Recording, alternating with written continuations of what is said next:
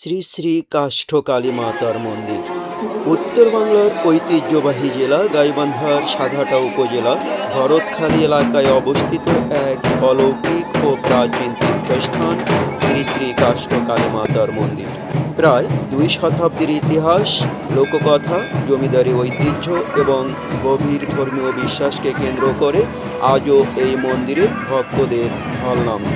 কথিত আছে বহু বছর আগে ভরতখালী অঞ্চলের পাশ দিয়ে প্রবাহিত যমুনা ও ঘাঘট নদীর তীরে একটি অদ্ভুত কাঠ ভেসে আসে।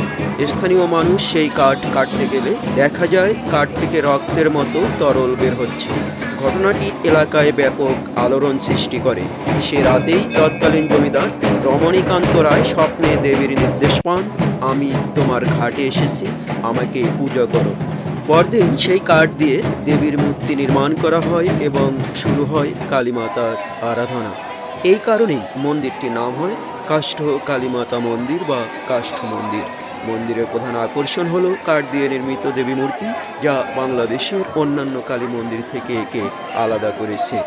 ঐতিহাসিক সূত্র ও স্থানীয় জনশ্রুতি থেকে জানা যায় প্রায় 200 বছর আগে জমিদার রমণীকান্ত রায় এই মন্দির প্রতিষ্ঠা করেন। পরবর্তীকালে ভরতখালী অঞ্চলের জমিদার পরিবার মন্দিরটি রক্ষণাবেক্ষণ ও ধর্মীয় কার্যক্রম পরিচালনায় গুরুত্বপূর্ণ ভূমিকা পালন করে। প্রতি বছর বাংলা বৈশাখ মাসে এখানে বিশাল ধর্মীয় উৎসব ও মেলার আয়োজন করা হয়। মাসব্যাপী এই উৎসবে দেশের বিভিন্ন অঞ্চল থেকে হাজার হাজার ভক্ত, দর্শনার্থী ও পর্যটক অংশ নেন। পূজা, কীর্তন, ধর্মীয় আলোচনা এবং গ্রামীণ মেলার মাধ্যমে পুরো এলাকা উৎসব মুখর হয়ে ওঠে। আজকের দিনে কাষ্ঠ কালীমাতা মন্দির শুধু একটি ধর্মীয় উপাসনালয় নয়, বরং উত্তর বাংলার ইতিহাস, সংস্কৃতি এবং লোকবিশ্বাসের এক গুরুত্বপূর্ণ নিদর্শন।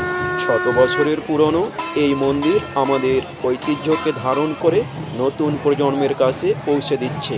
যদি কখনো গাইবান্ধা ভ্রমণের সুযোগ হয় তাহলে অবশ্যই ভরতখালীর এই ঐতিহাসিক কাষ্ঠ কালীমাতা মন্দির ঘুরে দেখতে পারেন।